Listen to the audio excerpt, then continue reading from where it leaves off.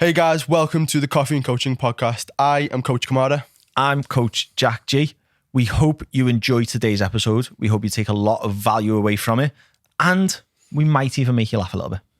We started this podcast to help empower and inspire you to take control and create the life that you want to lead. But remember, everything we say is our opinion. We're not medical professionals. So if we talk about anything that you want to implement into your life, please go and speak to your doctor first. If you enjoy the episode and you enjoy the podcast, please subscribe, share it with anyone that you think might take value from it. And if you can share it on your social media, it would be massively, massively appreciated. That's enough of that. Let's get into today's episode. Jack, lad, what's happening? Hi, lads. We're somewhere new.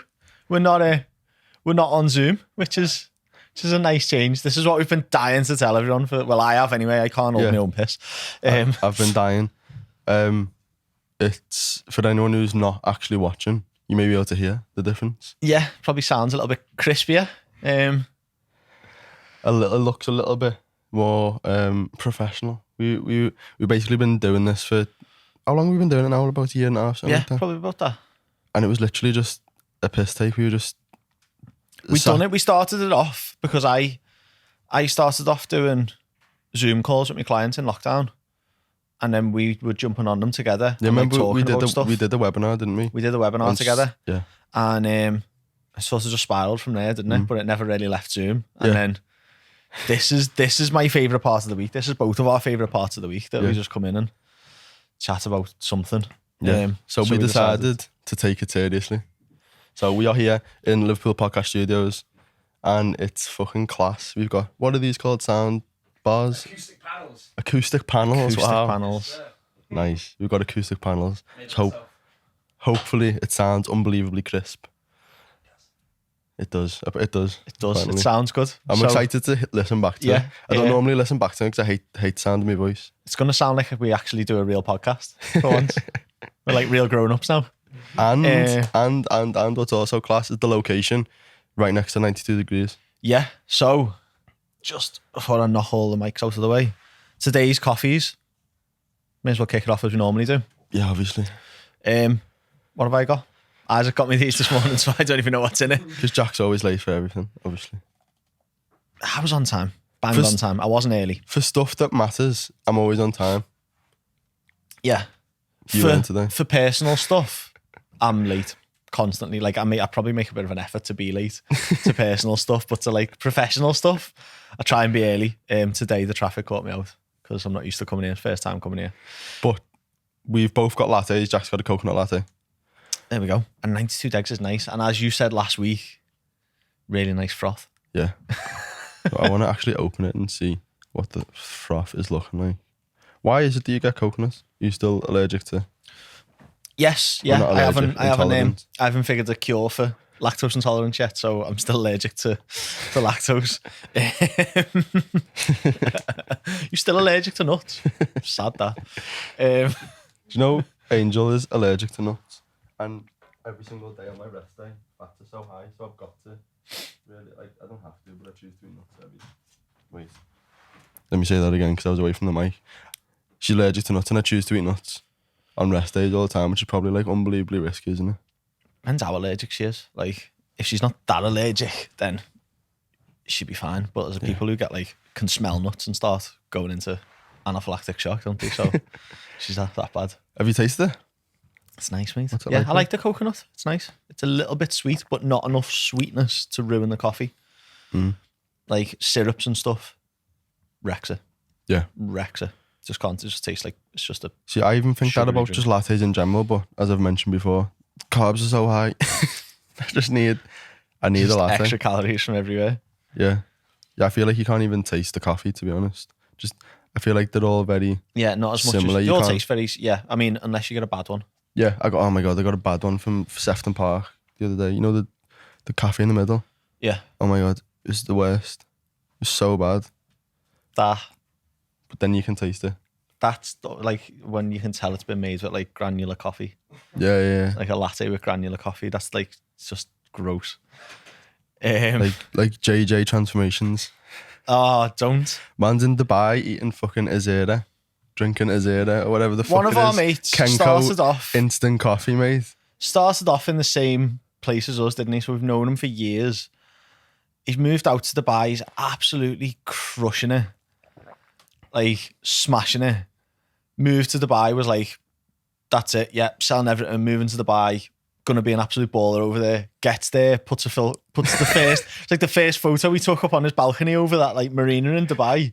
Like, really nice view with this like white cup of trash, because it was like instant Kenko coffee and like way too much milk. It was almost like grey. It looked grey, didn't it? It looked sad. Because remember, everyone who's sort of like a OG listener or has listened to a couple of episodes may remember that we started a coffee and coaching group where we invited a load of coaches in. And we all sort of bounce ideas off each other and whatnot. And he put it in on like the first day he got there. Just got absolutely tethered. Because everyone in there sort of likes coffee. Yeah. Obviously. And he just got absolutely ripped to shreds. Even Rach put one disgusting one in, didn't she? Oh yeah, Rach, the stuff Rach drinks in work is awful. Like, not even granular. Sachet. Oh no. Like Kenko sachet coffee. Coffee. Because I'm a posh coffee snob, so I say coffee. Yeah, that like Kenko horrible. Like, the shit you get in a hotel room in a travel lodge. The stuff I used to eat when I was in the army to wake me up. Fuck off. Yeah. Really? Because we've got like, you couldn't carry energy drinks or nothing, but the ration packs you got had that pack of coffee in. And if you were like on the go and you didn't have time to, like, everything we done was at night, so you didn't have time to stop and make, because you're making fire, you can't get your jet boil out or cook or anything. So I just opened the packet and just neck a couple of them. That's rough, that, you know. I just needed to be awake. Why did you not just like order some caffeine pills or something? Just have them with you? Probably should have. Didn't really think that far ahead. Did you have to like chew it? Like the just bit? Yeah, just try and get it down. Just Disgusting. chew and swallow as much of it and then wash the rest down with water. That's like me with rice cakes at the minute. Yeah, just trying to just get them in. Yeah, like a big swig of water every rice cake, just every mouthful, just to try and get it down. No. I wait until the end because that will dilute the amylase in the saliva and impede digestion. So no. Not at all, no. No, I don't. No, don't do that. Of course you don't. What are we talking about today? Today, about 40 minutes after starting talking, we're going to actually talk about motivation and the fact that motivation is a myth. It's not real. It's not real. It is. I think it is. We're going to have a little yeah. And have a little back and forth. This is good. We're in person. We're going to have a proper back and forth. It might be a fight. We might have a fight today. Normally, we're like in different parts of the city on Zoom. We're right in front of each other. So if we disagree today, this could be like a full-on scrap. Did Rach tell you I'm going to smash your head in? No, my head in or her head in? Yours. Why? Because not only am I the worst client in the world, but when you're coaching my partner, I become the biggest pain in the arse in the world because he's like a cockblock equivalent of a coach. It's like I'm trying to get a result, man, and you've got Rach doing fucking box jumps and horrible cardio sessions when she should be doing baseline level works of hypertrophy right now. I haven't got her doing that. She come and done that and said, "Don't tell Isaac." So whatever she said in her check-in, well, is a lie. You need to sort it out. That's your responsibility then to whip it into shape, man. Anyway, we've chatted shit now for a long period. What is the key thing we want to get across to people today about motivation? You don't need it. Nice. Is my big. If anyone can if you take one thing away from today, for me, you don't need motivation. Hence the name of the podcast episode. Yeah, it's a myth. Motivation is a myth. Because it's not that I'm never motivated, but if I only worked when I was motivated, I'd still be living in a 2-bed flat in Tubruk, absolutely like hating where I was and not having any clients and being really stressed every day. I think there's a thing on TrueCode, one of them quotes that always comes up. And it's like, I can't remember exactly what it says, but it's basically that if I only worked on the days where I felt like it, something. Yeah. Do you know what? That I missed that about True Coach. Yeah. Remember I said to you, I wish there was like a part of True Coach. If you work for True Coach and you listen to this, right? I want you to add this to True Coach and I'll come back. Because you really need my like 60 quid a month don't you? So you're definitely desperate for me to come back. A file where you can click on and just open up all the quotes. Yeah. Because some of them were boss, and then you wouldn't screenshot it or you wouldn't remember it in time. It's only on for like 3 seconds. And it's like, oh, fuck. And then I've gone back and tried to find it and just refresh the page over and over again. Nah. Never comes back. No. And then like 3 weeks later, it pops back up and you're like, I missed it again. It's gone. Yo, how many times has someone said to you or messaged you saying, oh, I wish I had your level of motivation? Yeah. Like, oh, you're so motivated all the time. Or like, I've got to do it with clients where they're like, I just need to get my motivation back. What do you mean? You need to get it back? Like I just, it for me, like I said this at the start of the podcast, it's like, just do it. Just do something. It's not about me being motivated. The motivation almost comes afterwards. Well, we know with the way dopamine works, the motivation does really essentially come afterwards. Like you can't get the motivation to do something until you've done it and seen a reward from it. Yeah. So like, just for anyone who isn't familiar with dopamine's a thing which, well, actually, people we spoke about this. I think we spoke about this before. Yeah. People think that dopamine is the thing that is the thing that makes you feel good when you achieve something, but actually, it's not. It's the thing which drives you to do the thing, and then you feel good after it for whatever reason. But your brain won't give you that dopamine release in a certain situation to drive you to do the thing if it hasn't been rewarded in the past for doing the thing. So if you do something, if you're in a situation and you do something just through discipline, just sheer grit, you just get it done, and then you get rewarded with a great result in whatever it is, your brain will be like, oh, fucking boss that. Next time I'm in that situation, I'm going to release dopamine so that I want to do that. Yeah. Just punch the mic. Good, it's not just me. So if you think of it like without a visual, the first time you do something, you get like a little hit of dopamine if it's something that you're new to or you're interested. So like the first time you go into the gym, it's a bit exciting, it's a bit weird, it's a bit like nerve-wracking. So you'll get a little bit of dopamine hit, but it'll be small. Then you'll go and do the thing like the workout or the run or whatever it is. And then when you complete it, you get a fat pump. You'll get a massive hit of dopamine. You get a fat pump. You get a fat pump, and that's your brain going, oh, that's the reward. You look at yourself and you go, oh, I've got bigger today. Great. Fucking class. Okay. Feel good after that. That wasn't as bad as I thought the workout was going to be. That wasn't as scary as I thought it was going to be. And your brain goes, okay, that was good. Big hit of dopamine. Feel good. Feel fantastic. But then when you come back to doing it, it doesn't work that way. That's like the initial first time doing something. Then the next time, the next day, the next week, you then get a big hit of dopamine when you think about going to the gym rather than when you're in the gym or after it, because the dopamine isn't part of your reward system. Your dopamine is what's saying to you, go to the gym. But you need to actually do the thing first for that to happen. So when you sit there and you haven't been to the gym in 6 months, for example, or you haven't like done any exercise for a long time, and you sat there going, waiting for motivation. Oh, I'm not motivated. Well, that dopamine system dies down too. If you're not consistently doing that thing to spike your dopamine to go and do it, well, that dampens down. Your brain forgets, it focuses on other things. It releases that dopamine response for ordering a takeaway, for watching Netflix, for finishing work, for whatever the habits are that you enjoy doing. So you need to go and do the thing again to get the dopamine to happen after you do the thing the first time again. Reset that like system, and then you will almost get like motivation again to go. Yeah. But you need to do that first one. So sitting around waiting for motivation to punch you in the face, you're just going to be sat there waiting for a very, very, very long time. But I think what I want to differentiate between here is we're not like shitting on motivation. Motivation is a thing. Yeah. But it's a tool rather than something that you need to have all the time. It's like caffeine. If you're drinking 10 coffees a day and all of your energy came from coffee, you'd be fucked. Yeah. But it's nice to have if you need a little bit of a boost in the morning.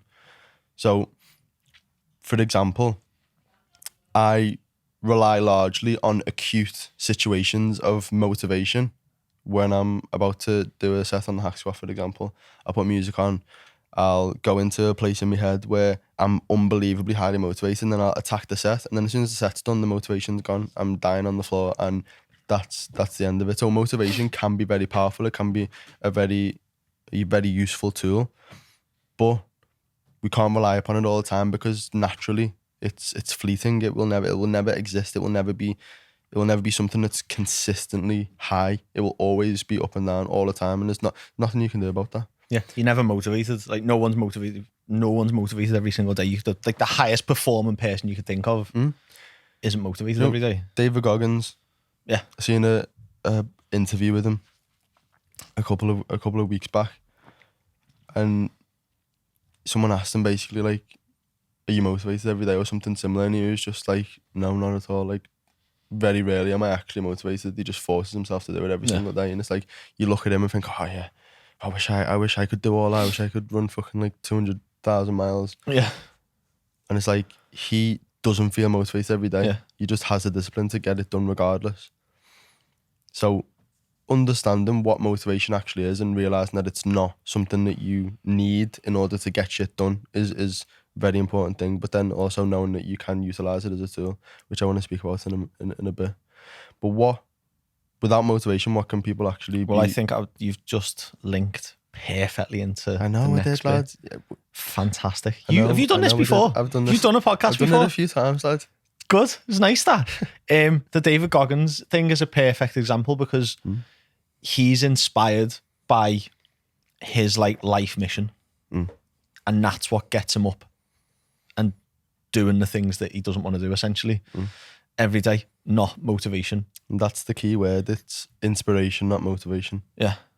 I mean, inspiration creates motivation. Like, I'm highly inspired by what I do. I absolutely love what I do as a coach and all of the stuff that branches from that, like this podcast. But I'm not motivated every day. But I'm massively inspired by it. So like I was motivated to get up on time today, turned up late. Let's not get into that. Motivated to turn up, motivated to get up and get ready and plan my day for this because I'm inspired by the bigger picture of it. Yeah. And well, I think I'm going away tomorrow. So all of my work that had to normally be done from Monday to Sunday, which is a 7-day period, had to be condensed into Monday to Thursday. I've also been ill at the same time, and it's just, I mean, illness is a myth. It's not real. Illness is a myth. And I'm so glad that Huberman podcast backed that up the other day. Because I've been saying this. You've probably heard me say this on the podcast before, that I don't get sick. I don't believe in getting sick. I don't believe that I get sick. When I do get sick, I'm just like, no, I haven't got time for this. And it works. Yeah. It works for me, right? And I used to almost take the piss out of it, didn't I? Just joking about it. And then we listened to a Huberman podcast the other day about the immune system. And he was talking about some new research in Israel, I think, from a team in Israel. And they were looking into mindset and illness and how you can actually think yourself sick or you can think yourself better. And I voice noted him straight away. I voice noted you the name. I was like, lad, go and listen to this bit. I was right. I knew it. Just don't believe you can get sick and you don't get sick. Yeah. But yeah. No, it is. I agree to some extent. If you've got like AIDS or something like that, I think it's a bit different. I mean, yeah. But I don't know. You never know. How strong is your mindset? Cancelled. You're gonna get the podcast cancelled, lad. No, but on a serious note, like on that mindset thing, like all jokes aside, people who have like a terminal illness, like have cancer. Yeah. The mindset of two patients with identical conditions will have a massive impact on the outcome of that patient. Was Huberman talking about that? Or someone was recently talking about that, but that actually, like, anecdotally is a thing, like when people just believe that they're going to beat it. Like, I remember hearing a story years ago about some guy who just ate pomegranates all day, every day. But in his head, the pomegranates were like fixing the cancer. Yeah. And he just got over it. Well, I've had, I mean, I won't name names because I'll probably get in trouble. I've had clients who work for the NHS who've said if they could prescribe placebo drugs ethically to clients, to patients, they would, because we know placebos work. So you could You could take a big load off the NHS as strain just by prescribing placebos. That's a tongue twister. Yeah. Completely off topic, but yeah, you were really, really ill. Yeah, but if anyone's interested in that piece of science from Israel, go and listen to Evan's podcast because he will explain it so much better than we will. Yeah. But I was ill. My body was ill. I wasn't ill. You weren't ill. My body was infected with something. I wasn't ill. I just cracked on anyway because I wrote in my journal. Like, it was sort of creeping up on me. And then yesterday my body was just in a bad place. I wrote in my journal and I tagged you on my story. I haven't got time to be ill today. Like, there's just so much to do. Yeah. I just didn't have time. But now today I'm better. It was like the illness was a thing in my body, but it didn't affect my week whatsoever because all the shit still got done. So yeah, I believe that it is partly in your head to a certain extent. If it's a proper bad illness, then I think it's if it's a cold. You can I think like to the extent that it debilitates you is somewhat out of your control. But I think like the average cold can be overcome with mindset. You can either let that. Yeah, but the point is like the amount of shit that I had to do, especially yesterday, was just ridiculous. And I drove to Manchester as well to get my hair cut, and it was just like that in itself took like 2 or 3 hours. And then I was end up working till like 10 o'clock, 10:30 at night. Hang on a minute. You drove to Manchester to get your hair cut? Yeah. Why? Well, I'm actually going to do a post about this. Let me finish this point and then I'll tell you why. I couldn't let that go. I needed to know. I needed to know who drives to Manchester today. Okay. Yeah, well, I'm going to do a post about that. So I'll tell you about that in a minute. But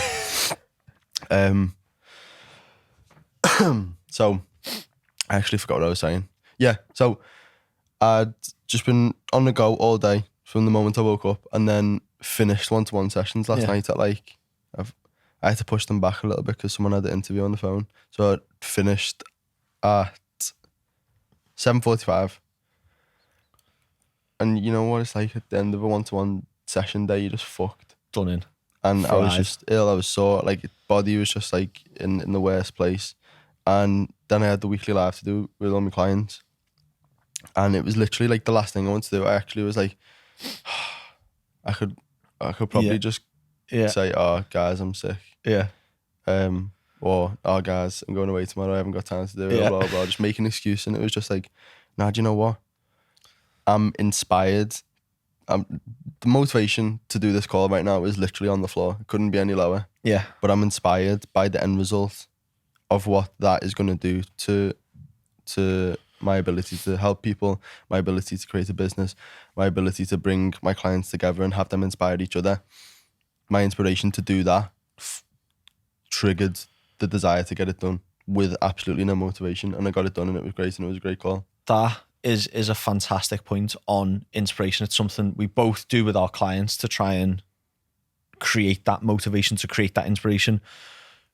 You are crystal clear on your mission, like what your goal is, like what you want to create with your community, what you want your world to look like. Essentially, we both are. This is why we're able to be so motivated, to be inspired to go and do stuff every day. And that's where people go wrong, I think. Not go wrong, but that's what they're lacking, is that clarity. And I had a conversation with someone yesterday about exactly this. I was in the same mood about last night. It was like 7 o'clock. It was dark outside. And I was like, do you know what? I'd love nothing more to just get in bed now. And I was like, I can't. I've got 2 calls. These need to get done. I need to turn up.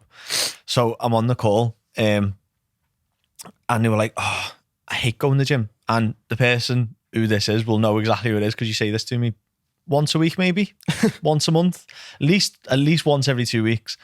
I hate going to the gym. I hate the gym. I hate it. It hurts. I'm like, I know you do, right? But the more you say that, the more you're going to hate it. Why are you going to the gym? You're not going to the gym to be a bodybuilder.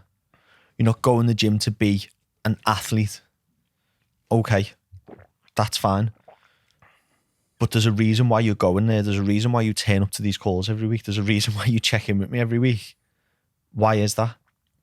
That's your inspiration. And if you're not clear on that, if you're not clear on the why, you won't go and do the stuff. So like, you can do that, and this is something you can do yourself. If you know why you started, you know why you want to go to the gym, you know why you want to lose weight. Or when you don't want to go to the gym, when you don't want to follow your diet, or when you don't want to go and get that extra walk in, do exactly what Isaac done last night when he didn't want to get on that Thursday call. He's sitting there and your brain goes, I don't want to do this. I just want to get in bed. Inner bitch is out. Inner bitch is breathing down your neck going, just go to bed. Go on. It's all right. Think of an excuse. It's fine.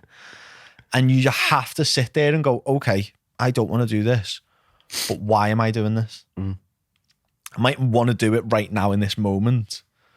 But like we said right at the start of the podcast about zooming out from that scale weight, you're zooming out from that moment in the day of, okay, I don't want to do this right now, but bigger picture, like what do I want to do with the business? Okay, well, I need to go on this call. I need to go to the gym. If I want to feel better in my body, if I want to stop hating what I see in the mirror, if I want to feel like I've got loads of energy, well, I'm going to have to go to the gym today and do this workout that I don't want to do, or I'm going to have to go and plan my meals out. And it then isn't about motivation.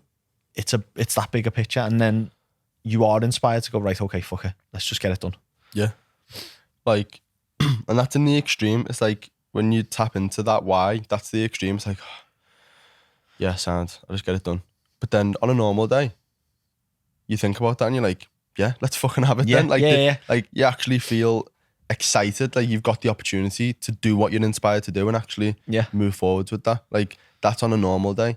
Like what we're talking about there is like the full on extreme. Yeah, that's like, the motivation couldn't be any lower. You will find the inspiration to just get it done and you just get the job done. But like on a normal day, like sometimes when I'm meditating in the morning, I'll run my vision through my head every single day, like actual pictures in my head. Yeah. And I'll get like almost like a shiver, like goosebumps when I'm doing it. And then I'll come up from meditation, put my thing down, me coffee down, and I'll just be fucking absolutely buzzing, ready to attack the day. And that level of inspiration is probably what people are looking at and thinking, how are you so motivated? I wish I had your level of motivation. It's like, it's not, no one is motivated. You need to be able to tap into your why. You need to be able to tap into what the reason is that you're doing this thing, and then you'll become inspired, and then you will attack every single day, be consistent, and then actually achieve results. Mark put a post up this morning. I don't know if you've seen it. No. My business mentor Mark put a post up this morning talking about your vision, and he was basically saying like you need to be crystal clear on your vision, but have it written down on paper in as much detail as possible. And it's one of the first things before we applied to work with him. He asks you to do that as part of like, well, I want to see if you're going to work with me, if I'm going to invest this time with you, I want to see how clear your vision is, which is great. And it does help. Like if you're not crystal clear, like, okay, you know, you want to lose weight, you know, you're not happy with the way you are, you know, you want more muscle, you know, the outers of it, you've got like a little bit of an image in your head, but if you can't describe it down to a T and it's not down on paper, it'll be a bit wishy-washy. Your actions will be a bit wishy-washy. You'll be, some days you'll be like, oh yeah, really want to get up and go, like can't wait to get to the gym. And other days you'll skip workouts, you'll skip food, you'll say yes to going out 3 nights in a row because it's not clear. But when it's clear and it's written down, and I know you've written yours down, and I know you go back and revisit it, and I do, so that it's there. You can draw on that every morning. And people who look at us or look at anyone who's driven to be more, look at that and go, that's mad. Like, how are you doing that? Why are you doing that? It's because you haven't written that down. And people find it cheesy. And I probably would have maybe 6 years ago been like, writing your dreams down. That's stupid. That I'm not doing that. Or like, but even like grown adults feel like a bit stupid sort of writing down what you want in life. Yeah. But that's the only way you're going to get it. I seen someone speaking about I think it might have been Paul Morse. Yeah. And if you don't know what you're actually stepping towards, if you don't have a clear vision, you're going into the day every single day with a blindfold on. Yeah. It's like you don't even know where you're going, what you're trying to achieve. You've got a blindfold on every single day, and then you're expected you're expecting get yourself anywhere. to get anywhere. It's like, Yeah. how the fuck do you know whether you're making progress? How do you know whether you're regressing? Like, you don't know where the fuck you're at because you haven't got any metric to measure success by. You don't know what you want from life. You don't know who you are. You don't know what you're trying to achieve. But it's one of them things. Like, if you feel stupid doing it, you just have to fucking get over it. I think it's not like, some of it is stupid. I think people feel a little bit embarrassed when we say it to them. Like, in person, they're a bit like, yeah, okay, I'll go and do that. And then they're like, so funny. You know, remember you told me about the study where people would say before they did a set that it felt light or I can lift more than this. Yeah. I sometimes get my clients to do it. Like if I've put on a new load and they're shitting themselves and I can see it in their face, I make them say it before the set, like loud, so people around can hear it and everything. And they get so embarrassed. It's so funny. Yeah. You have to go, what was it? What were the actual things that were said? So this feels really light. I can lift more than this. Or just something, it was some form of positive affirmation. Just before you're about to go into the hack, I can lift more than this, and then just doing it. Yeah. And people just fly it up when they do it. It works. Like, it works. Like, anecdotally speaking, we know it works because we've both done it and we've done it with clients. But the science says it works. And that study was mad. Like, the stuff that they tracked in it. So they didn't just track strength progressions, they tracked like free testosterone production as well, and bone density, and something else like free fat mass, I think, and like all of the metrics improved in the group that said the positive affirmations before lifting the weight, which is crazy. Like, I love that. I was telling you about the conversation with Mark. He was like, "Did you know you can control like the hormones that you produce?" And he was dead like excited about it because he was reading that Joe Dispenza's book. And I was like, "Yeah, Mark, this is why I love it. This is why I read about it all the time. Like, it's mad. Like, you can think more testosterone into your body." And this is sort of a bit of a tangent, but it's not, because that's just like in a training setting. Yeah. If you can bring that into your vision and write it down and think about it all. No, not even write it down. Can you draw it? Depends what sort of person you are. Can you draw it? Like I've got it written down, but it's a picture in my head, and it's just always there. So when I think of that feeling of goosebumps is probably a spike of adrenaline or something like that, or something that some sort of hormone that's going to drive me to go and achieve that thing. But actually, how you think about whatever it is that you're doing will genuinely change your physiology, and then you will feel the inspiration. You will feel the desire to get shit done. Because I did the email about this. Success is not an accident. Yeah. No one was successful by accident. In the email that I wrote, I think I used the analogy of either Messi or Ronaldo. It's like, didn't accidentally become the best footballer on the planet. Like, he's been dreaming of winning the Champions League since he was 10. Yeah. He's been going to sleep and envisioning it before he falls asleep every single night, probably for like the last 10 years. Yeah. From the age of 10 till he actually done it. And it's like, they didn't just happen to just get to that level.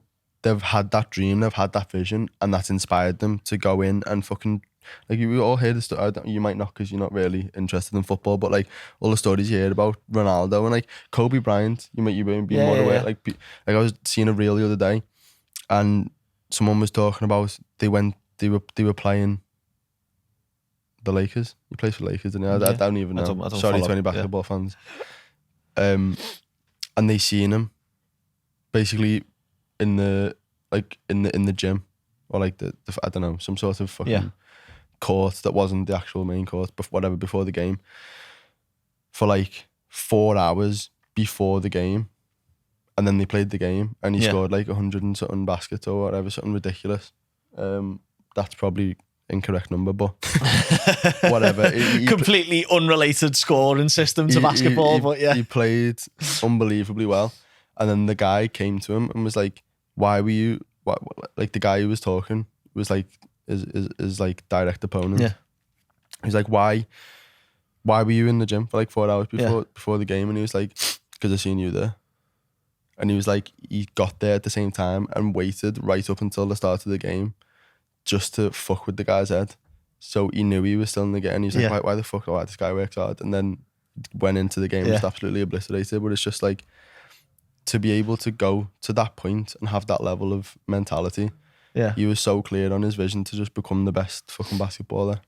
This is it brings up something really interesting that, like, I look at stuff like that and I think amazing. Like, I love, like, I'm not massively into sports, but I love successful sports people, and I love learning about the little habits and the little routines that they do and the things that they've done to become successful. So I'm not necessarily into basketball, like, I'll watch it. I'm not necessarily into football, but Messi, I would love to learn about the little habits and the little rituals that he does and, like, the things he does around his training and stuff, because that to me is highly interesting as to, like, okay, so success leaves clues is the quote, isn't it? And it does. But then when you speak to people, so, like, the thought of saying positive affirmations in the mirror in the morning, people are like, I'm not doing that, that's stupid. Okay, is it? Sound. Don't do it. But every single successful person I've ever read about, ever listened to speak, ever talked to, does that. Is that coincidence? Are they all just doing it for a laugh? Or is that intrinsically linked to their success? Like, I'm going to say positive affirmations every morning. I'll high five myself in the mirror. I don't believe in luck. Do you know what I mean? If I'm listening to Gary V speak, and he's talking about the things that he's done for the last 10 or 15 years, well, I'm not going to turn my nose up at it and be like, I'm not doing that. I'm going to try it. Yeah. I'm going to do it because he's massively successful. So that to me, always, like, it just, that I can't get my head around sometimes with some people when you say it to them and they just stonewall the idea straight away. What is it? Well, let's dig into that. Why do you think someone would ever do that? I think a part of it is fear. Scared of looking silly. Scared of doing something new. Like, fear is a massive driver for it, isn't it? Being different. Like, having to give up a part of their current identity to be something new. Like, I had to let go of a lot of my identity to be where I am now. Like, you've seen it. Remember the meditation stuff? How resistant I was to meditation for so long. So funny. Because I was still in that, like, army bloke. Yeah, bodybuilder mindset of, nah, just be strong, just do it. Like, don't need to fix my mental health, don't need to do any of that stuff, I'll just be a man. And then, like, just had to let that go. Yeah. To get past it. And you do have to let, and if you're not prepared to do that, if you're not in a position to do that, then you will be stuck where you are. So I think that's a big part of it, like, not having an identity almost. Like, not having an identity, but not being solely attached to, like, who you are, I think, is a big thing. Do you know what I mean? Knowing who you are, I think, is really important, but not being like, well, I only meditate and meditation is stupid and yoga is stupid because meditation is the fix and everything else is wrong. Like, for me, like, looking at you going, I don't believe in, like, all of that stuff, so I'm not going to do it. It's like, well, just try it. Yeah, just try it. Just try some affirmations. Just, like, try some meditation. Absolutely wrecking the place. Never, ever going to be invited back to this podcast studio. So this is one episode, and then we'll be back in the office next week. Just punching the mics and throwing coffee all over the place. I'm sorry, I'm new. No, I agree with you completely. It's like, it goes back, we touched on this with the podcast we did about our bodybuilders, insecure. We were speaking about, no, not generally, but a lot of them place their whole identity on the fact that they're a bodybuilder, they've got muscle, they're strong, whatever. And as soon as that's taken away from them, they're left as a shell of their former self. Because there's nothing to them. Because their whole identity is their whole soul is their identity. This is sort of what happened to me leaving the army. Because that's what happens to people in the army, probably happens in all armed forces. It definitely happens in all armed forces. But any kind of, like, institute where you're in happens in prison. You get institutionalized where you're just in the same thing over and over and over again. You don't know anything outside of that, so that becomes your identity. and I was like 20 something years. I don't really remember how old I am a lot of the time. However old I was on my way to 30, and I was like, if I don't leave now, what's my life going to be when I come out? I haven't got any qualifications. I haven't got any other experience in anything other than being a soldier, which doesn't really qualify you to do much outside of the army. You can do a load of qualifications in the army and get really good at being a soldier, but then it doesn't really translate over into the real world. So I was like, if I don't step out of that now, I'm going to be 45, calling everyone civvies, speaking like a soldier, even when I'm around people who aren't in the army, and not know how to switch off from that. And I was like, that scared me. I was like, I don't want to be that. Because I'd see it around me. I'd work with people that were like that, that would dress in like civilian army clothes when they were outside the way. And it was like, oh, mate, have a day off. Civilian army clothes? So like... what, like camo stuff? No, so like the way we're dressed now, you'd almost like, we go to the gym, or we like, we'd sort of dress like that. Like I can spot someone who's in the army when they're not in uniform. What, just from what they wear? Just from the way they walk and what they wear. Yeah? Yeah, mad. Yeah, I mean, when you know what to look for, it's dead like obvious. I can see someone who goes to the gym. Yeah. So it's probably the same sort of thing. Yeah, very similar. They pick the same style shoes, the same make shoes, the same type of walking pants. They'll have like lumberjack shirt on. It's just dead easy to spot. Or they'll have like dead tight sideburn, like straight line razor cut sideburns.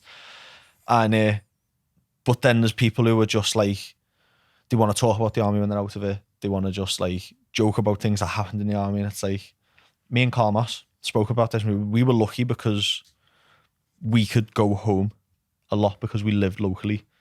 And so we had another world outside of that to stay quite grounded to outside of it. Yeah. So it was easy for us to step away. And I think that's what helped us massively. But yeah, that whole being attached to an identity is dangerous. It is. This is why meditation is so powerful, I feel, because it creates a bit of space between. I came up with a phrase, maybe didn't come up with it, probably someone said it before in history of humanity, but it helps create space between yourself and your physical body. So like in this realm that we call Earth.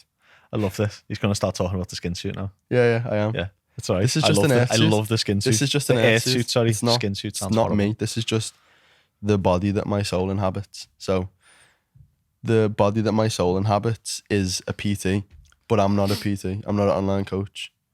But the way that you would identify me is an online coach, because that's what I do. But that's not who I am. Yeah.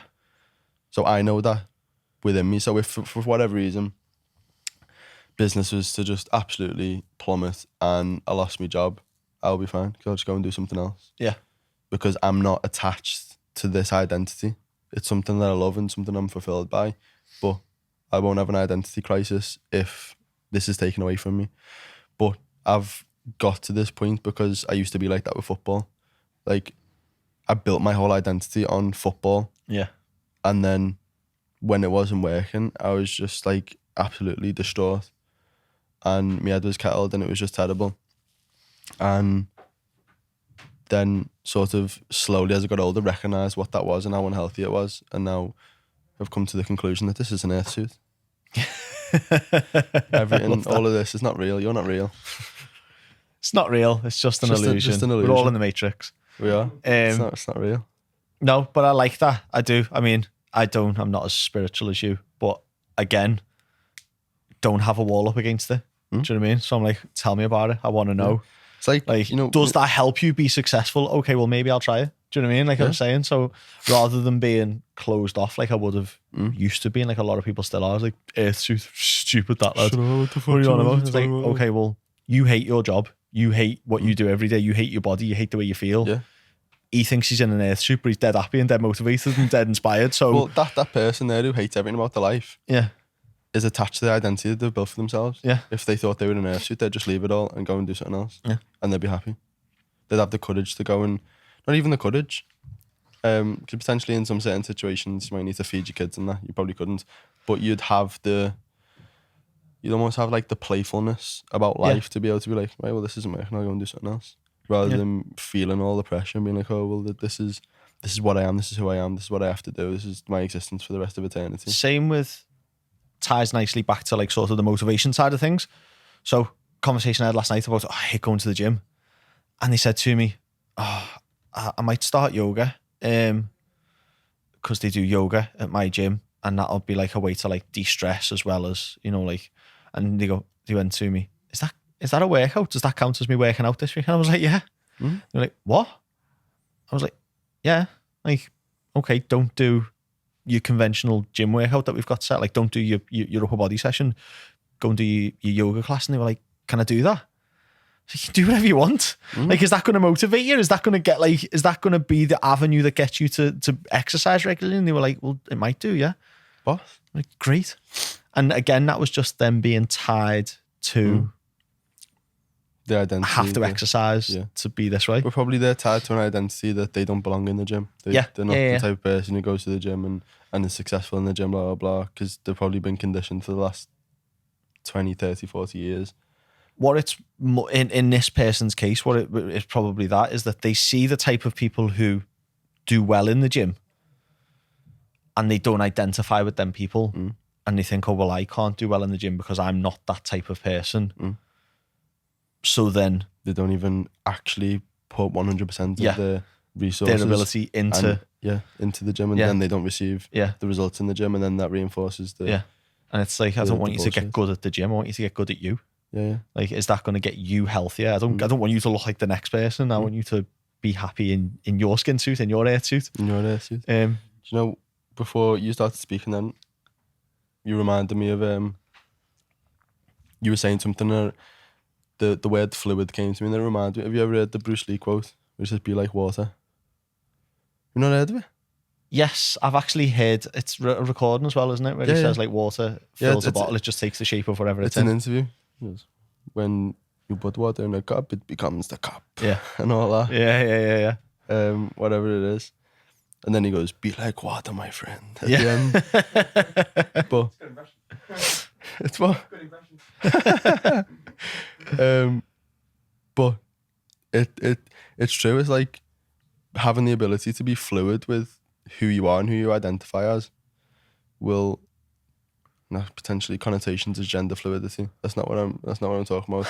I mean, well, yeah, that as well. But also, I mean, like, in terms of like what you identify as, in terms of what you do day to day, like that client you're talking about, having the ability to just be like, right, well, this actually, all this bullshit that's in my head about who I think I am is not real. If I want to be good at the gym, I'll just continually go. I'll continually get better at the gym, and it will happen. But her identity is fixed. It's solid. She can't move it. Is it a she? It is. Yeah. But good if guess. there was some, I mean, 99% of the people I work with are she, so you know, it's pretty obvious. But yeah. He is a she. Yeah. She is a she. So yeah, just being able to be fluid with that. Going back to what we actually started talking about this with, what was that? What was that? It was something about why people are scared to do something. Yeah, well, why are people so defensive about trying something like positive affirmations or something stupid? Because they identify in a certain way. They see people who do that and think that says a certain thing about them that they don't identify with. They don't think they're spiritual or like a hippie or something like that. So when something is introduced like meditation, they think they have to be a Buddha and sit there like that. Yeah. And so they'll be like, nah, fuck that, that's stupid. Yeah, that's not me. That was you. Yeah, that was me. First, that's not me. And it's like, okay, well, maybe be a little bit less you then. Like, if that's not you and you're not happy right now, maybe being less you is probably a good thing then. Let's try that.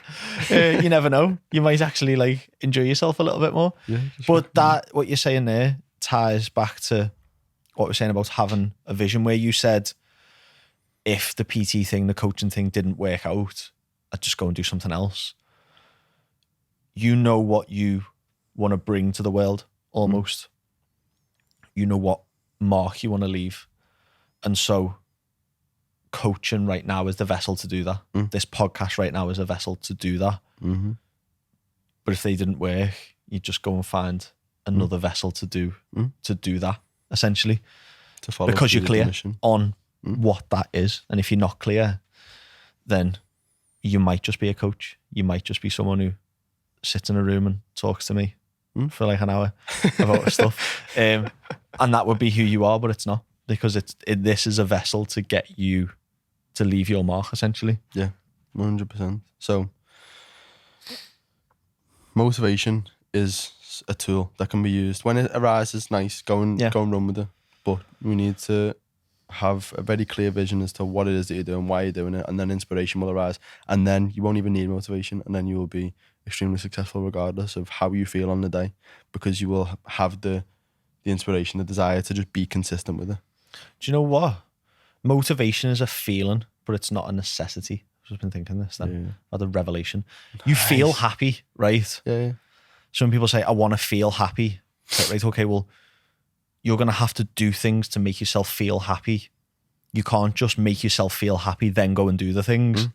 Well, motivation is one of those feelings. Like, you're sitting there going, I'm not going to start today because I want to feel motivated first. No, you need to do the things to create the feeling of motivation. Motivation is like something to enjoy rather than something that you need. Like, when you have them days where like you spring out of bed and you're like, oh my God, I get to do this. They like coming here this morning, like, we're doing this podcast. I can't wait. Let's go. I'm motivated and that feels nice. Yeah. So I'll enjoy that. Yeah. But I'm not going to rely and sit there in the morning going, no motivation today. Okay. Just wait for it to turn up. It might come, might not. Like, it's just a feeling. It's a feeling you need to do stuff to get. Yeah, it's not just something. What can people do to trigger some motivation? This is a good one. This is something that I spoke about with all my clients on the live. I think it was like 3 weeks ago. And it's really cool. I got it from Tony Robbins' book. Go on. Basically, an understanding of what type of person you are in terms of these 3 categories of visual, kinesthetic, and auditory. Yeah. So, like, do you remember in school, they were like, what type of learner? Yeah, like, I know. Yeah, I remember them. Yeah. Like that. But instead of learning and taking information in, it's more like your ability to act and give energy and whatnot. So, when I'm doing it with clients, we'll do it live on the podcast. Do it. Can you think of a time in your life where you've been like unbelievably motivated, like more so than ever, to do anything? Yeah. What is it? Loads. Well, give me a random example. Launching the 28 days. Whenever I know that a new 28-day challenge is coming up, I'm like super coming off a call with Mark. Like, yesterday's call was all with Mark and Sarah. It was boss having Sarah on. She's just an absolute wizard. Coming off that call, you know yourself, when we come off them calls and you'd just be fired up and be like, oh my God, I'm going to do a like 60 task long to-do list in the next 20 minutes because I am like fired up and good to go. Yeah. So what is it about the call or about the launch of 28 days that sort of gives you that desire, that motivation? Is it Mark specifically speaking to you? Is it when Mark speaks to you, the vision that you create in your head? Is it the feeling of excitement that you get when he's speaking? Like what? It's the certainty I get coming off the call, because self-doubt is big for everyone, but self-doubt creeps in for me a lot and has done all my life, and I have to fight that demon all the time of like, I'm not good enough. I'm not going to do it. I'm not going to be. So when I go on those calls and I'm speaking to Mark, who's like a leader in the fitness industry, and he's sitting there going, that's a good idea. This next one's going to work. It backs up my belief of, I know this is going to work. I know this is a good idea. I know that this is going to work. But who am I? I've been doing this for like 2 years. So do you know what I mean? Like, is that just me being like bright-eyed? And then you go on a call with him and he's like, yeah, let's do this. Let's crush this. And you come off it and you're like, hey, this is going to work. This is going to take off. And it's that like, that certainty coming off the call of like, okay, if I just do these things and I just keep doing these things, then it'll work. So potentially that I mean, I think it's we could delve into this further, but that potentially sounds like more of like a kinesthetic thing. Like you're getting a feeling. Yeah. Of certainty, of power, it's not so much the vision of like I can see it unfolding. It's the feeling of like, So that suggests that you're a kinesthetically dominant person. So when you are, let's say you're trying to create motivation to destroy a set on the hack squat, can you then start to think about how it's going to feel when you absolutely obliterate the set? Do you remember the ultra flex hack squat set? Yeah. It's like, I do that. Like I know I'm very kinesthetic. I know I'm a very kinesthetic learner. Like I need to do things to learn it. Yeah. So do you remember what I said to you was, which would always going to be sort of one dominant, but you'd be able to be influenced by the others. Yeah. So I said to you, this is the set we came for. Yeah. We had just driven like 3 hours or 2 hours, something like that. Something like what 2 hour drive, innit? 2 hours to Ultraflex. And Jack was like, he was training hard, but it was just like a normal. Yeah. And I was like, come on like we've driven to fucking Ultraflex. Let me explain exactly what happened. I was on the hack squat and it was like probably the heaviest I'd ever done on a hack squat. And he come up next to me and I had headphones on and he pulled the headphone off my ear and went, lad, this is why we're here, this set. And then put the headphone back on and I was like, okay, let's go. It was the pull off of the headphone that really because they're noise cancelling headphones as well, so I can't hear anything other than the music, and then that just broke the silence, and then just your little voice like a little demon on my shoulder. This is why we're here. Yeah. And then that feeling that was created within you, it's like, yeah, let's fucking go. And then you just it was the best set I've ever seen you do it in your whole life ever. Yeah. And that's the skill of coaching, being able to 4 words, 5 words, just to be able to ignite something within someone. Phil Laney put a great post up about that yesterday. Completely off topic, but I'll mention it because it's a good post. It was like, learn to coach a movement without speaking. Yeah. And then learn to coach a movement without moving. Yeah. And if you can do that, you'll be a good coach. You know what I realised? I seen that was a few days ago, weren't it? And I realised that I actually do that all the time. Yeah. So like, you know, Rachel, not your Irish Rachel. Irish Rachel. She we talk a lot in the session. And so like she'll be talking in the middle of a set and I'll just be like, yeah, sound, whatever, it's fine. But I'll be coaching her whilst having a conversation with her, but I don't speak to her. I'm not even talking about the thing. I'm just like moving her body like that. And then she'll just get it. And then it's just like, wow. Like when I seen that post, I was like, oh yeah. We have to. We work online. Do you know what I mean? So you're speaking to a client without moving. So you need to be able to. Sometimes I'm coaching a squat over text, over like typing. Yeah. So like you've got to be like, okay, well, can you see where this happens? And you do that. You've got to do this. So yeah, off topic, but yeah, good post. What we were talking about? You were talking about kinesthetic learning. You were talking I'm quite visual, but like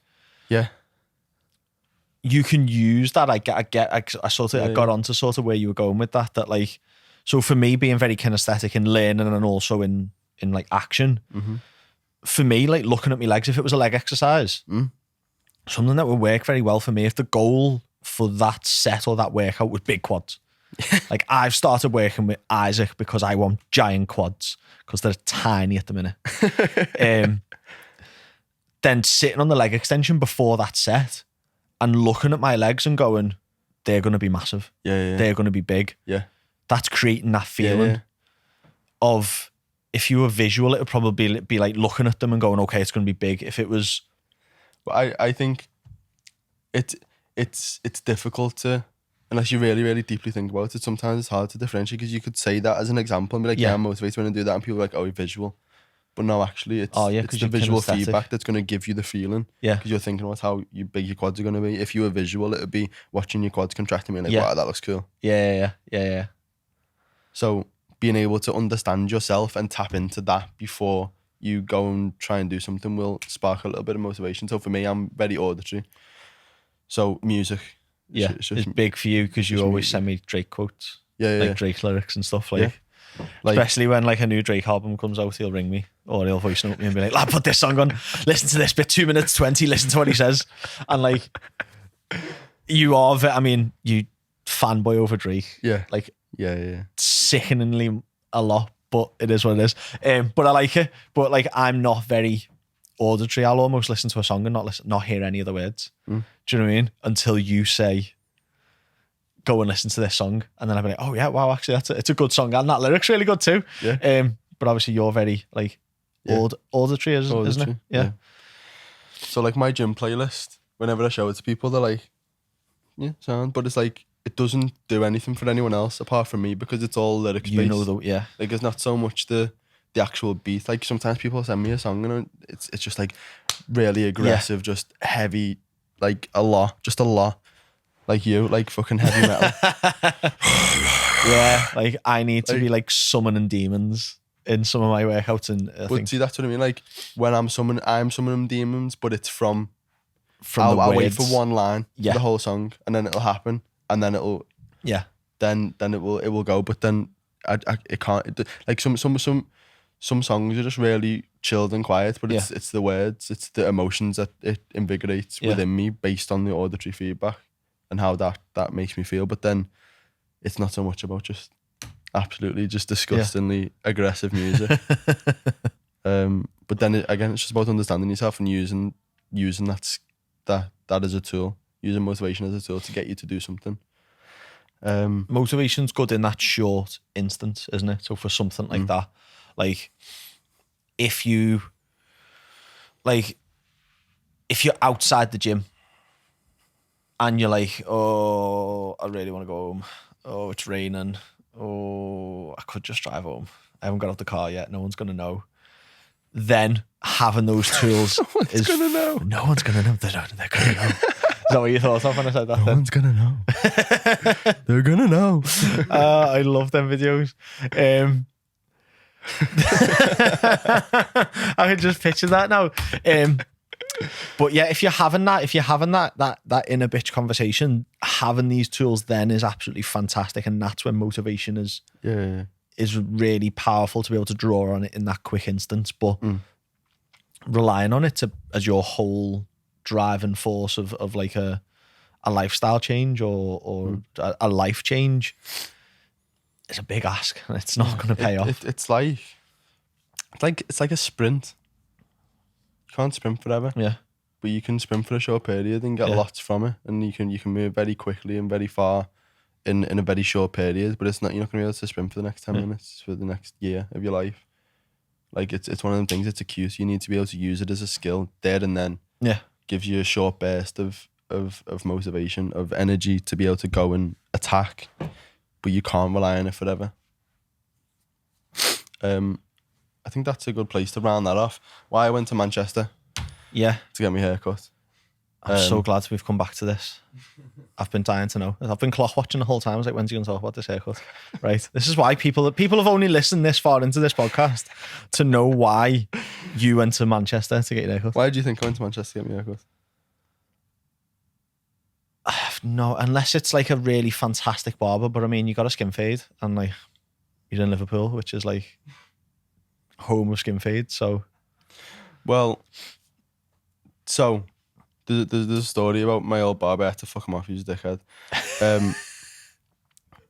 But I just can't find a good barber in Liverpool who does it right. I've been to like 5, 6, 7 different people, and they all just fuck it up. There's this one dude called Rasta who's like very good, but then I think he's gone back to Burundi. Yeah. So I don't know anyone else. Is it because the type of hair that you've got? Because it's like so it's like straight for anyone, but afro hair. Anyone watching, my hair is a little bit mad. I'm mixed race, but my dad's mixed race and my mum's white, so I'm like predominantly more towards the white end. So I've got like slight afro influence, but also it's straight. So it's very weird. It's like wiry, bit spongy, but also like grows in a weird it's not fashion. Like full, like tight. Yeah. Like, it's mad. So like anyone who's unfortunately for him, it's not like Drake's hair. Yeah, unfortunately. So the barber has to be very skilled, otherwise they fuck it up all the time. Because they just don't really see hair like this. Yeah, it's just weird. So, I keep going round and trying different barbers, and I've just reverted just because I can't be arsed with bad hair. So like, I know that there's one guy in Liverpool who does it to an okay level. Like it's standard. It's just about acceptable. Yeah. Everyone else, it can be awful. Yeah. If like there's potential for it to go terribly wrong. So in Liverpool, whenever I'm getting my haircut in Liverpool, if there's nothing going on, I'll just go to this guy. He'll do it, and it'll be okay. Yeah. It'll be acceptable. But if I'm going somewhere, like I'm going away tomorrow. If I'm going somewhere and I need a good haircut, I travel to Manchester. Fair enough. Because this guy is fucking unbelievable. And that says a lot about your personality, though. He does it in 5 to 10 minutes. And you know, if you cut your hair in 5 to 10 minutes. It's unbelievable. Like he's just like so skilled with the clippers. Yeah. You know. Have you ever had a barber and like they grab your head and you can just tell they're a little bit dodgy? Yeah. He just goes boom, and it's just like he's so skilled. It's unbelievable, and it's just ridiculous. But he always nails it. Like I've never had a bad haircut from him, so I know if I need a good job, I go there. But this is what I was going to talk about in the post. Why do I go all the way to Manchester? Well, do you know what? You've just been making me think. I went and got my haircut in Tony and Guy the other day, didn't I? Yeah. Why did you do that? Service, mate. You want... No. Well, yeah. But it wasn't... Well, no, when I went there, I went because... It was result. The result, yeah. I had terrible hair, let's be honest. And I needed the fixing by someone. And I've been recommended, which is word of mouth for a lot of places, isn't it? We rely on that too. But it was the service that made me go back. So like the price for a haircut, I pay like 60 odd quid, which for a bloke's haircut is like unbelievable, astronomical.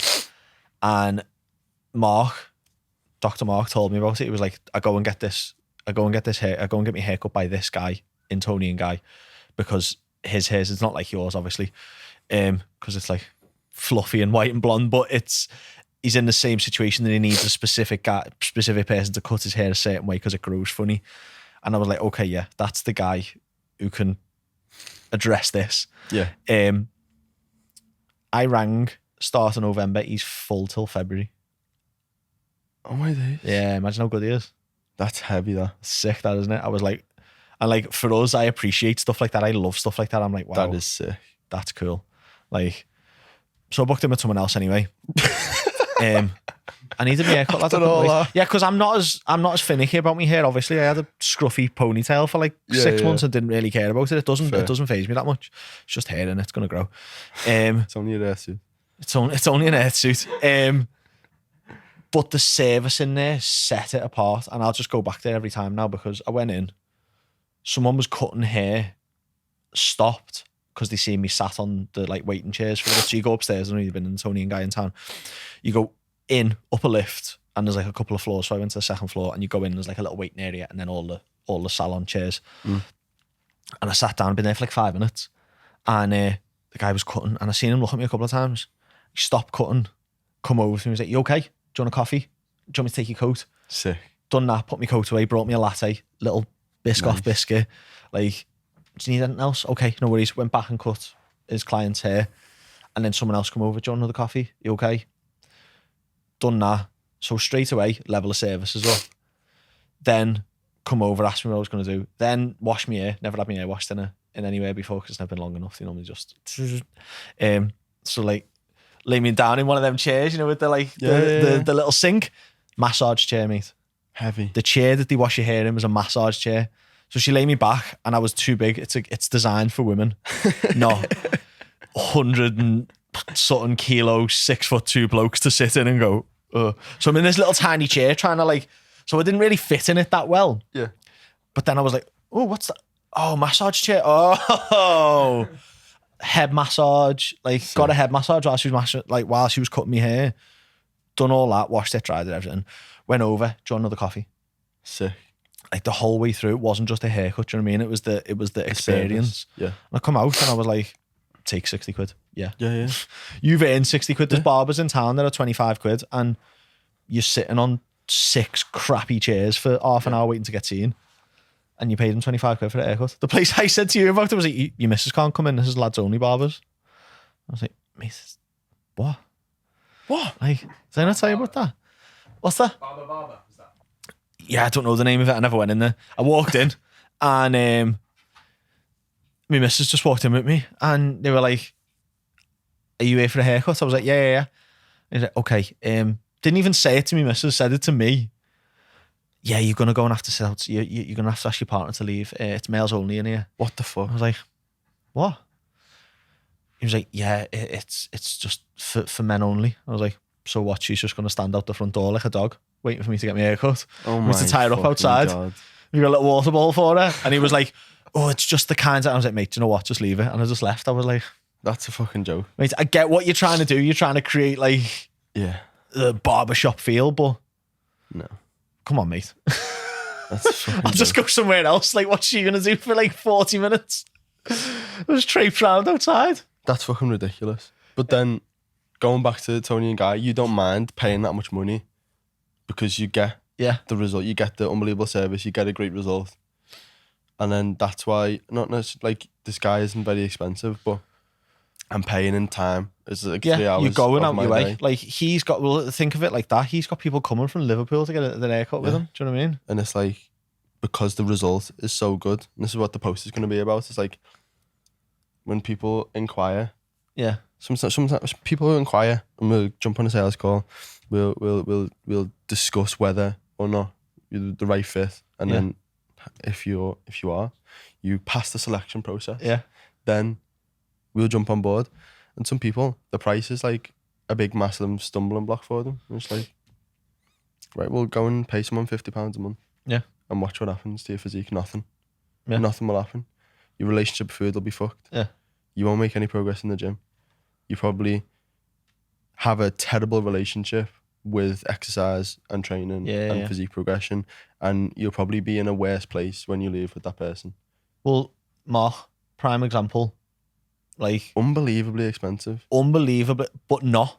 Because like, it's worth it. If you don't understand what you're getting, then yeah. Like I spoke to Claudia San Diego. Yeah. I think that's how I said your last name. I think I've said your last name right. Apologies if I didn't. Probably just murdered that. Claudia, you know Claudia. Well, I don't, but I know you. Yeah, she's been on a couple of we've just been on a couple of courses together and stuff. She's got a gym by ours now, which is fantastic. Oh, yeah. Is that what you're putting in story? Yeah. Nice.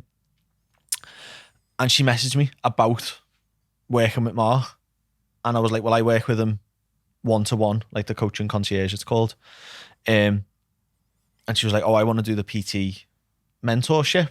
And I was like, what? Like, spoke about it, and yet that was probably a better fit for her. She's like, if you don't mind me asking, how much is it? And I was like, well, I've paid this much a month, and I've paid this for the last 12 months. And she was like, oh, wow. Because it's like what she's paying for the whole 6 months on the PT thing is about what I pay a month for Mark. But the value that like I've finished my second lot of 6 months with him, and yesterday's call he was like, so obviously we need to discuss that, and I was like, oh yeah, staying on, no question about it. Like, because the money you invest in that is going to more than be made back from the input that he has on your business. 100%. Like every single time I've made the money back every time. Yeah, do you know what I mean? So it's a no-brainer. But if you don't value the outcome, or you're not clear on why you're doing it, again, we go back to knowing your why. If you feel like your fat loss is just for fat loss, or it's just, oh yeah, I would like bigger arms, but you don't dig into the why, you haven't got that clear written down vision of why I'm doing this, you won't be motivated to do it. You won't be motivated to get the help.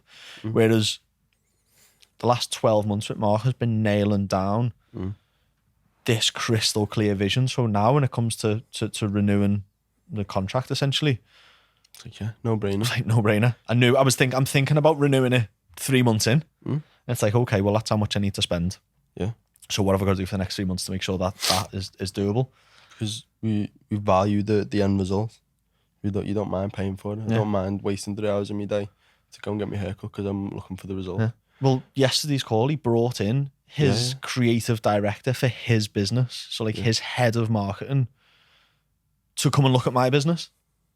Unbelievable. And she's, for the last 2 weeks, gone through all of my social media stuff and just picked it apart, which was great. So the point is, if you want the greatest results, you have to be willing to invest in yourself. I'm willing to invest 3 hours of my day to get a good haircut.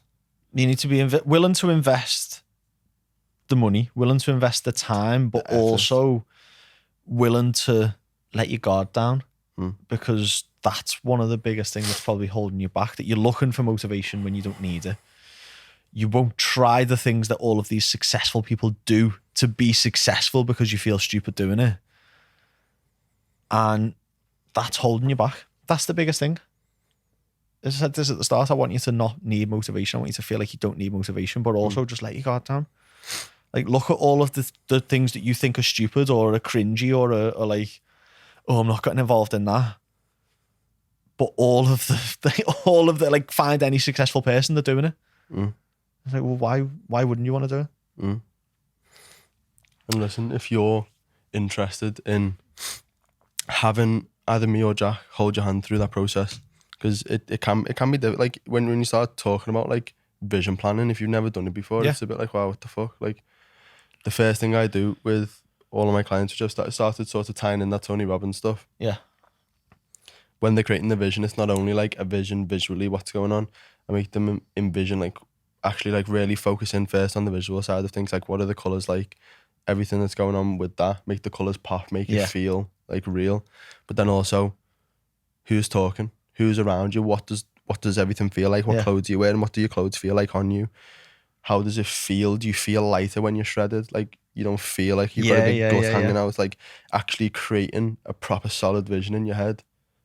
And then it actually feels real. It feels like it's already there. It feels like you can touch it, and then you feel more inspired to go and do it. So like stuff like that is difficult at first. If you want us to hold your hand through it, then obviously message us at Instagram at coach.kamada, at jack.level10life. And even if you don't feel like you're ready to jump in fully, just drop us a message on Instagram, and we'll be more than happy to help you. Just jump on a little 5-10 minute call and just help you get through that initial phase, so you don't feel like a dickhead and you actually know what you're doing. Yeah, there you go. Boss. First podcast in a nice posh studio. Done and dusted. Bomb. And I'm so desperate for the toilet, and I just literally perfect timing. Well done. Didn't leave me hanging. So, you're welcome. First of many, hopefully. It got to like an hour and I was like, nah, I'm gonna try and last, but now I'm dying, so we're gonna have to go. So thank you everyone for watching. It was a pleasure. If you have any topics you want us to talk about next week, then please let us know. And we'll see you on the next one. Week.